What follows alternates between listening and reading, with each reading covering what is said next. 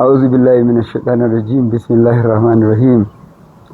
الحمد لله رب العالمين، والصلاة والسلام على سيدنا محمد الفاتح الخاتم وعلى آله أقدم دلالين. السلام عليكم. mun dawo kan shirin muna tambaye da amsoshi kai tsaye kamar yadda aka sanar. Ga tambaye da yan uwa suka turo, za mu amsa gurgudu abin da Allah ya sanar da mu. Ga tambayar da muka samu da farko, wannan na Sale Mahmud. Da farko akwai Bello Ismail Zaria, cikin kyauta da zato irin nasu yana ce na neman mu masa addu'a, Allah ya masa albarka, Allah ya mana albarka gaba ɗaya. Ya ce shi Sale Mahmud yake cewa muna buƙatar a warware mana wasu shubuhoyi da suke alaƙa da zamani, kamar shirin prank da ake yayin bankaɗo sirrin ma'aurata ta hanyar kiran wayar wanda ake bincike, ko masu soyayyar aure wanda hakan yake janyo shika ko rabuwa. Su masu wannan sun dauke shi a matsayin sana'a, ta yadda sai ma an biya su suke irin wannan shirin prank. Shin menene matsayin shari'a kan irin wannan abin da ke faruwa? To prank yana nufin wato ai abu da sunan wasa, ba da gaske ba. Da turanci, kalmar turanci ne, in na ce I play prank on your intelligence, ina nufin na yi wasa da hankalinka misali. So idan har zai kai ga rabuwan aure, ko zai kai ga bata tsakani, ko ya rusa zumunci, wannan kowa ya san daman zai zama haramun gaskiya shari'a. Ko zai kai ga tonon asiri, ita shari'a ba ta son tonon asiri, ba abin da ta tsana kamar tonon asiri. Musulunci baya son kwakwafi, wala ta jassasu, wala ya tabba dukkan ba'dan, wallahu alam.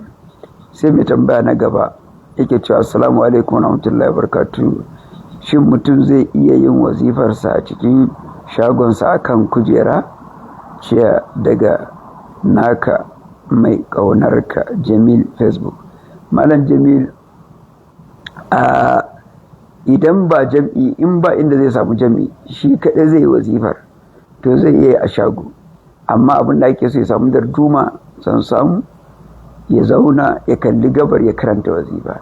In wannan bai samu ba ne, a yanayin zaman sai dai kan kujera kamar mota ko jirgin sama ko wani abu, ko lalura yasa ba zai zaman kasa ba sai kan shimfiɗa ko kan gado, to sai ya shimfiɗa akan gadon, sai ya zama sosai. Wallahu ta'ala alam. Sai dai shagon ba zai ɗauki inda zai shimfiɗa ba, ƙaramin wuri ne, ko ba zai ɗauki wannan ba, to sai ya haka. Sai Alhaji Abdulsalam yake cewa aka maka Allah, tambaya ta ita ce, kamar yanzu idan mutum ya sha tabar sigari a ɗariƙan Tijjaniya, na san ya samu rauni a ɗariƙansa, to ya take idan mutum ya sha lofe na magani kuma? Aka maka Allah, in abu ya zama magani, malaman fiqh sun tabbatar, hatta ko giya ma akwai babi na musamman, akwai kitabul atimati wal ashriba. A littattafan fiqh suna da babul atimati wal ashriba, abwab ne wasu ma kutub da ke magana kan abinci da abin sha. Bukhari yana da kitabul atimati wal ashriba, sauran malaman hadisi suna da shi, malaman fiqh suna da shi. Kuma a ciki sukan faɗi abin da yake halal da haram, sukan kuma ware abin da ya zama uzuri, wanda ya zama magani ne in ya zama maye, ko mai mayen ne in dai magani ne, to ana yi amfani shi a matsayin lalura na magani, daga babin ad-darurat tubihul mazurat, daga nassin alqur'ani, fa man tsura gaira bagin wala adin fala isma alai, wallahu ta'ala alam. Sai dan uwa Adamu Muhammad Tukur yake cewa assalam, shi mutum zai iya yin alwala bayan ya shiga jirgi duk lokacin sallah, in ya shiga kai sallar ka, kuma ya maganan alƙibla a cikin jirgi? Ina son ƙarin bayani. Allah sa aljanna ce makomar mu, amin amin. To maganan sallah a jirgi, duk da baka wani jirgin sama ko na ƙasa ba, amma ga dukkan alamu ya nuna jirgin sama kake magana. Ala ayi halin, duk abin da ya ɗaga ya yi sama above the sea level, misali ya ɗaura ya kai jirgin sama ya kai inda ya ɗaga daga ƙasa to maganin ya kuma yana tafiya to maganin ya nemi alƙibla ba ta so ba ta ma jirgin sama duk inda jirgin sama ya tashi a duniya dole a inda ya ɗaga yana kallon rufin Ka'aba ne. Idan kuma ka ce ai benin Ka'aba da ke kewaye da shi ma ai tsawonsa ya kai wanda yake kololin ginin gefen Ka'aba wanda yake da highest floor na ginin da kewaye da Ka'aba ai yana ganin roof din Ka'aba haka ne, amma inda yake tsayin kuma yana kafe ne dab da kafuwa da ƙasa, da haka daga nan har sama ta 7 ana iya tsaya a yi sallah tunda a kafe wurin yake. A inda yake tsayin definite wuri ne sosai takamamme wanda yake daga wurin har sama ta 7 wurin yana kallon Ka'aba ne, amma jirgi kuma yana sama da Ka'aba ne. Ko yaya in za a kalli a kibla sai dai a kalle ta sama. Ita kuma Ka'aba ta kusurwowinta guda 4 ne take kibla, amma ruf ɗinta ba alƙibla bane, kuma a kalle ta ƙarƙashin ƙasan ta ma ba alƙibla bane. Allahumma illa gini ne a ƙarƙashin ƙasa, kama a ce basement. Mutum yana cikin basement, ko a Saudiya ko a Ka'aba a harami akwai basement gidan ƙasa. To in a basement ne kaga ko da ya kalli Ka'aba, ko da inda ya kallan yayi ƙasa da da foundation ɗin Ka'aba, ai ba komai inda ya kallon ya kalli ginin ne kai tsaye haka, ba ta karkashin Ka'aba ake kallanta ba, idan ta sama ne ko ba ta saman Ka'aba ake kallanta ba. So kiblolin Ka'aba guda 4 ne, roof ɗinta ba kibla bane, ƙasa da ita ma ba kibla bane wanda ya kalla, wanda ya kalli kiblolinta guda 4 su ake kallo. Wallahu ta'ala alam. Masu cewa ai ana amfani da na'ura da device a ga ainihin daidai inda Ka'aba take a gwada mutum ya kalla, a inda jirgin sama yake sai dai kalli roof ɗinta, bai sai kalli gefenta ta gini ba, dan ya riga ya hau misali a ce 1000 feet ko 10,000 feet above the sea level. So kaga ba yadda za a yi maganan abin nan. Wallahu ta'ala alam. Sai Hajara bintu Sheikh Bello take assalamu alaikum wa rahmatullahi maulana, don Allah menene hukuncin al'ummar Najeriya da ba a amfani da shari'ar Allah kamar yadda ya zo al-Qur'ani, misali al-ainu bil aini was sinni bis sinni, ba haka ayan ma take ba. Wa katabna alayhi fiha anna an-nafsa bin nafsi wal ayna bil ayni wal anfa bil anfi wal uzna bil uzni was sinna bis sinni wal juruha qisas faman tasaddaqa bi fa huwa kafaratullah wa man lam yakun bima anzala fa ulaika humul zalimun. To wannan hukunci da shari'ar Allah wato yana buƙatar sharuɗa su cika na cewa gwamnati ta zama ta musulunci ne, kuma ta zama an mata bai akan alkitabu wa sunna, kuma ta zama idan an yi haka ɗin sannan ta zama akwai khalifa ko amirul muminin ko sultan ko duk yadda aka kira shi, sannan ne zai iya yi shari'a da shari'ar musulunci yana da baya amma na al'ummar musulmai, sannan a yi wannan. Amma wannan tsarin zaman Najeriya zama ne wanda yake kafawan turawa mulkin mallaka lokacin da suka ci kasanmu da yaƙi, suka hada suka kafa jamhuriya federaliya na Najeriya. To sai zama bayan sun tafi kuma kan wannan suka ba da 'yancin kai, kuma sun hada mu zama da waɗanda ba mu mun zama yanzu da mu da su ƙasar mu ɗaya. To sai zama a babin lalura ne da muka samu kanmu, dole haka za mu karɓa, saboda manzala sallallahu da sahabbai sun samu kansu a wannan ne a zaman maka shekara 13, lokacin ma shari'ar ma bata sauko ba, saboda yanayin aikata ta aiwatar da ita ba zai yi ba, shi yasa ma Allah watakila bai saukar da ita a Makka ba sai a Madina da aka kafa gwamnati misali. Sannan kuma a lokacin sarki Najashi har aka je Madina ya musulunta, annabi bai kallafa masa aiki da dokokin musulunci yana Habasha ba, yana kuma ya musulunta ba, ya turo ya musulunta, amma bai kallafa masa ba. Dalili al'ummar da yake mallake da su ba su musulunta ba, kiristoci ne. To shi yasa sai ya ci gaba da musu dokokinsu da ya shafe su, bai musu doka da shari'a musulunci ba, kuma shi sarki ne musulmi.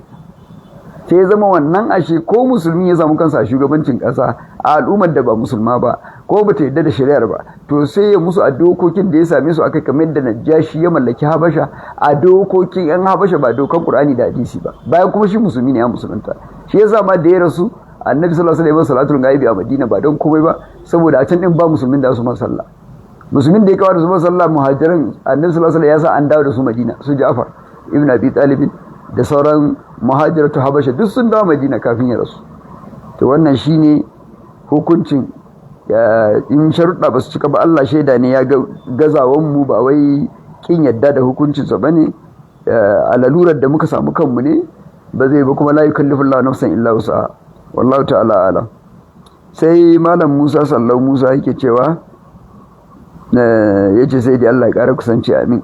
Tambaya ta anan shine ina hukuncin dukiyar da masu mulki misali gwamna ko ciyaman suke ɗauka wajen gina masallatai ko su biya wa jama'a aikin hajji, shin kuɗin nan haƙƙinsu ne ko haƙƙin al'umma ne duka kuma za a tara su a ladan? To kuɗi dukiyar ƙasa ta ƙasa ce, ƙasa ko ba ta da dukiya ma'ana na yan ƙasa ne. In gwamna ko ciyaman na local government ya karɓi grant daga Abuja misali na al'umma ne gaba ɗaya na yankin wurin, to kowace al'umma tana da abubuwan da ta ɗauka masu kima wacce take ganin an mata su ne an biya mata bukatu. Misali kana gwamna kamar na jihar Kano, ai ka san ko don ka ce ka gyara masallatai ya kai wannan dama wannan suna cikin core values na al'ummar wannan jihar, abinda suke gani da kima ya cancanta a kashe masa kuɗi a kai, tunda su za su zaba. In gidan kwallo suke so ai haka gwamna ko bai son kwallo zai fidda kuɗi ya gina musu gidan kwallo. Idan gidan sinima suke so a ka'idan Najeriya ai haka gwamna ko bai son gidan sinima haka zai je ta buɗe matasa gidan sinima suna kallo. To sai ya zama kuma abubuwa masu kima na addini suke so, kamar masallacin da ka faɗa, kamar biya musu aikin hajji, sun ɗauki wani abubuwan masu kima kuma kuɗi nasu ne kuma su 'yan ƙasa ne. Yanzu misali in aka biya 'yan ƙwallo suka je suka yi World Cup suka je suka ciyo kofi, shugaban ƙasa ce ya ba su dala 100,000 ko 50,000 ko kuma ya ba su gidaje a filaye a Abuja, kana tsammanin kashi 95 na 'yan Najeriya ko kashi 80 da yardansu aka yi wannan? Ba da yardansu ba ne. Kana jin sun yadda a ɗibi kudin a raba 'yan kwallo? Ba da yardansu ba ne. Ba in ka tambaye su da za ka je ka yi opinion sampling, ku 'yan Najeriya kun yadda wanda suka je suka ci mana African Cup of Nations bana a ba su filaye a Abuja na miliyan kaza da kaza, wallahi ina gaya maka kashi 70 sai su ce maka a su ba su yadda ba. Me zai hana a gyara mana wutar lantarki da kuɗin? Me zai hana a yi mana kaza da shi? Me zai hana a gina makaranti ma yaran? Haka da ka ta jin labarai iri-iri, amma ba zai hana shugaban ƙasa ya ɗibi kuɗin ya bayar ba. Don me? Don wannan sun wakilci Najeriya a wajen ƙwallo kuma sun mata ƙoƙari. In an ce sai an jira shawarar 'yan Najeriya ai to ba za a yi ba, tare da ba kwa ɗauki ƙwallon da muhimmanci ba misali. To amma in an gina masallaci ko sai ga mutane sun ɗauki, ga masu sallan ne ma ke fitowa su yi ta cewa an ɗibi kuɗin gwamnati ana ta gina masallatai ko kuma ana biya mutane hajji da umra, amma baka taɓa ji sun yi waje sun ce an ɗibi kuɗin gwamnati an raba 'yan ƙwallon ƙafa ba. Baka taɓa ji wani ya hura lasfika ya ce shi babban matsalansa sai a ɗibi kuɗin jama'a a yi ta raba 'yan ƙwallo. A sai dai ka ji a ce a ɗibi a yi ta gina masallatai bayan ba masallaci ne matsalan mu ba. To da Allah ya ilahi in ganta ba yana ja su cewa ƙwallo ne matsalan mu, ba su yadda cewa ƙwallo matsala ba ne. Duk da dai ƙwallon na kawo haɗin kai kuma abu ne na ƙasa baki ɗaya, amma na ƙasa baki ɗaya don ya zama kowace ƙasa tana da shi ne, ba wai don 'yan ƙasa sun yadda cewa abin ya kai a kashe mar kuɗi ba. Amma dole kuma a kashe mar kuɗi don da gaskiya da ƙima. Amma na masallatai kan tabbas za ka samu jama'a suna buƙatar wurin da su yi sallah. Haka kuma hajji da umra dan an ba su dama cikin dukiyayen ƙasa ne, ba zai zama laifi ba a cikin wato almasalihul amma na mutane, abubuwa public interest na mutane wanda za a yi wanda zai musu amfani. Wallahu a'lam. Sai wannan dan wake cewa bayan gaisuwa da fata alheri duka, yake cewa tambaya na akan salon karatun alkur'ani na gangaran wanda aka fi sani da harji. Aka makalla a taimaka mana da ƙarin bayani kan harji. Harji daga kalmar larabci kharaja ya kharuju shine kharajan, wato suna cewa harji ne fitarwa, a fitar da waɗansu haruffa a ce iri kaza ne alkur'ani shine ma'ana harji. Ko wata kalma a ce irin wannan kalman kaza ce alkur'ani, ko wannan kalma ita kadai ce ba irin ta alkur'ani, a wuri kaza kawai take, Allah bai ƙara amfani da ita ba saboda gogewa da sanin alkur'ani ciki da waje. Wannan shine yawanci ƙwararrun alkur'ani mahiru ko gangaren gwanayen ƙur'ani suke irin wannan, saboda yadda Allah ya ba su wato sanin alkur'ani da haddace shi ciki da waje. Wannan shine a takaicen bayani. To sai Sadiq Muhammad yake cewa assalamu alaikum, yana tambaya na anan shine idan mutum ya taba al'auransa da yatsa ko kuma ya taba alhali yana da wando amma da hannunsa, dukansu suna karya alwala ne ko sai ba wando akai?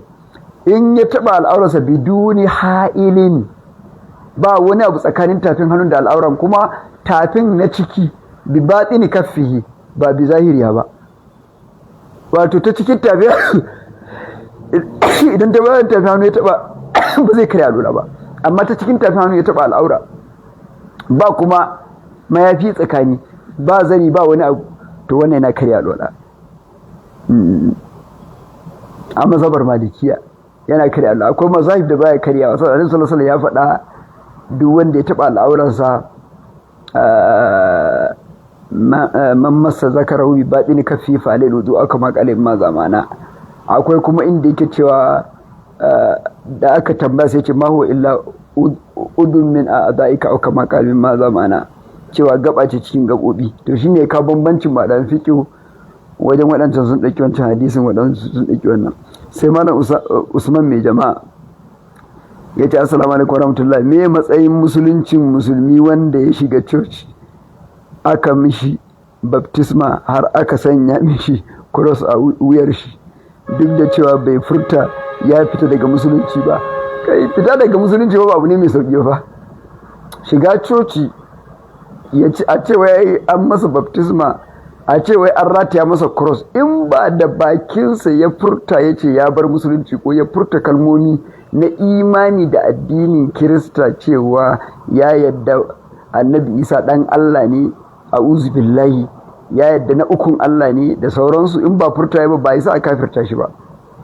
Ba za a yi kafirta musulmi da wannan ba, sai da faɗi ya aikata laifi ya yi istighfari ya gyara, amma kafirtawa ba mai sauki bane.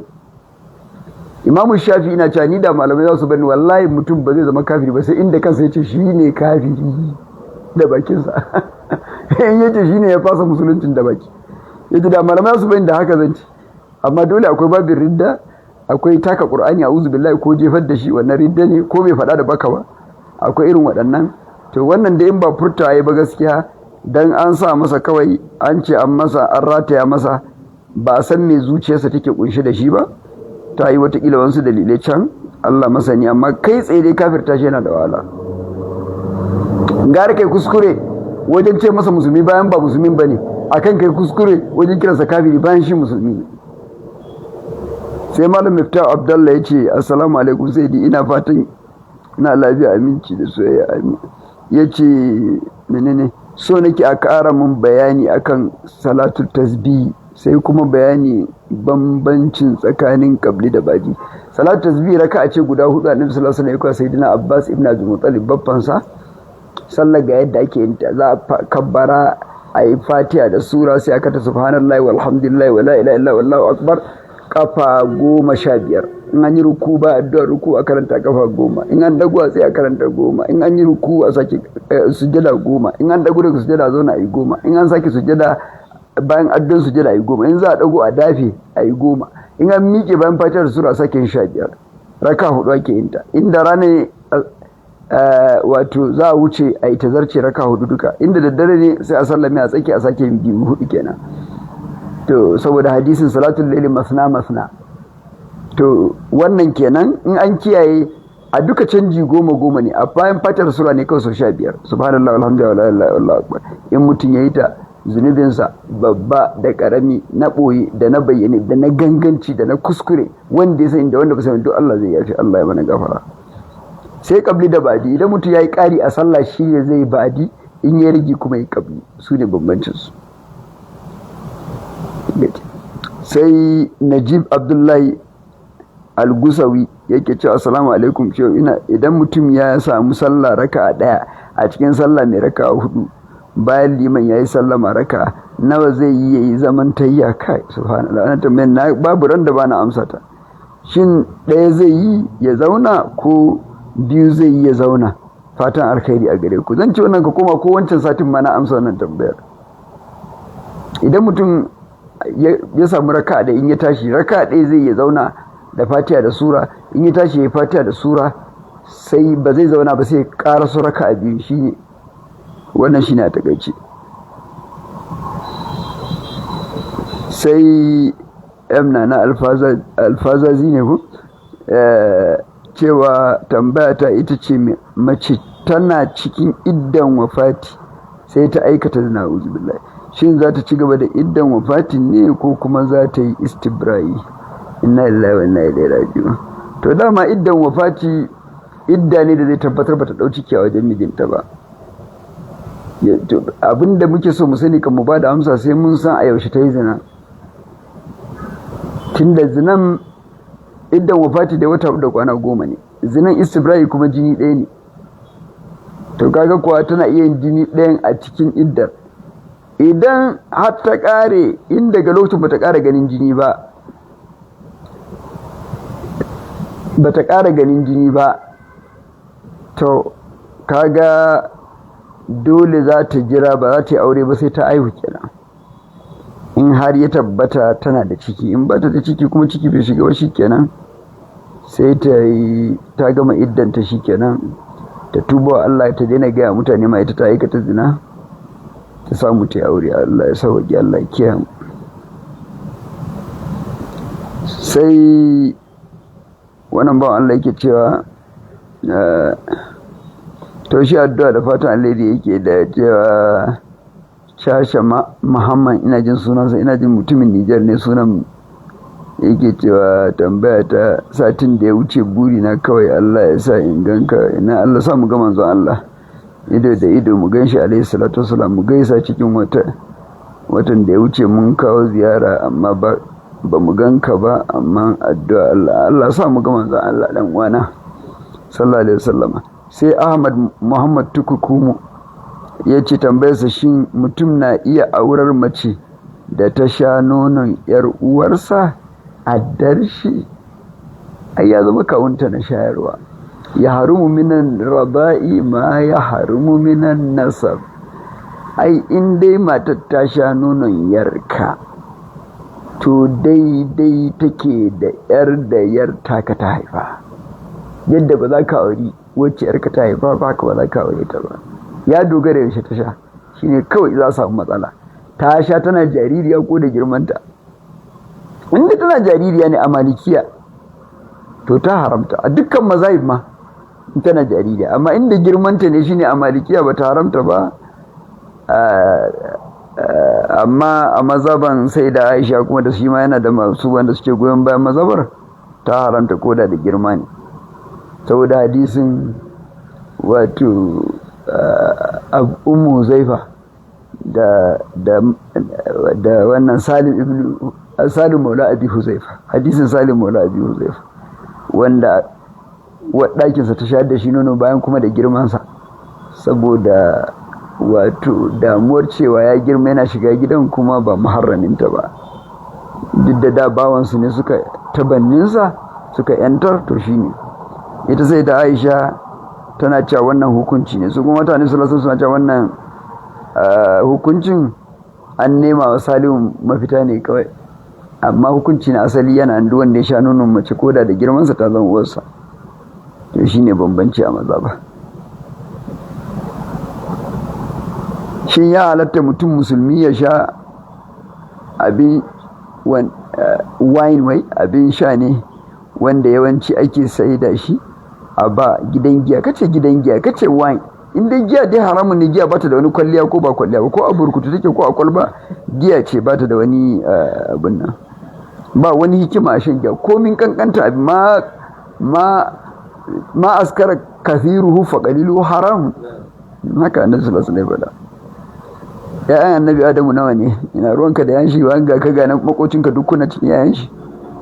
Ya yawan yan duniyar nan ma yayan shi ne duka. Mutum miliyan 7,000 yanzu yake da su haka. A yanzu yana da mutum miliyan 8,000 a yanzu yayan shi annabi Adamu, banda da suka gabata.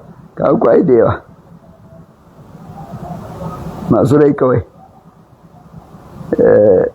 hukuncin kiɗa a yabon shugaba sallallahu alaihi wasallam. In dai ba annabi sallallahu alaihi wasallam aka yi kiɗa, to ai kiɗa in dai ya taimaka wurin yabon kiɗa ya zama mai kyau tun da yabon annabi. Matukan ba da mata ake ta rawa ba, inda mata ake rawa da maza ana cuɗanya, to ko akwai yabon annabi sallallahu alaihi wasallam zai zama an yi kuskure. Sai dai mata su yi nasu daban, maza su yi nasu daban, ko kuma a rabu daga can gefe ga mata can ga maza can, amma kan su cakudu su ta tikara su ce suna yabon annabi sallallahu alaihi wasallam. In dai suna cuɗanya da juna to ba kyau, shedan na iya shiga. Amma in dai kiɗan ne kawai bi annabi sallallahu alaihi wasallam ba gurmaya da maza da mata, to ba zai zama laifi ba. Wannan yace ya sai di menene hukuncin wanda yake fama da fitar iska ko da yaushe, duk sanda ya alwala idan ya je yin sallah sai haka ya faru da shi. Hukuncin shi shine ya zama yana salasul rihi kenan, sai ya zama kowace sallah sai ya mata alwala, shine hukuncinsa. Kowace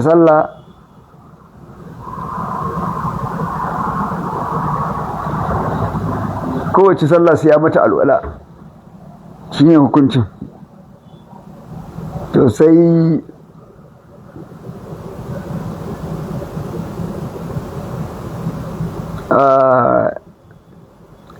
wannan yake tambaya, ya mutum zai samu ya karatu littafi ko da ɗaya ne.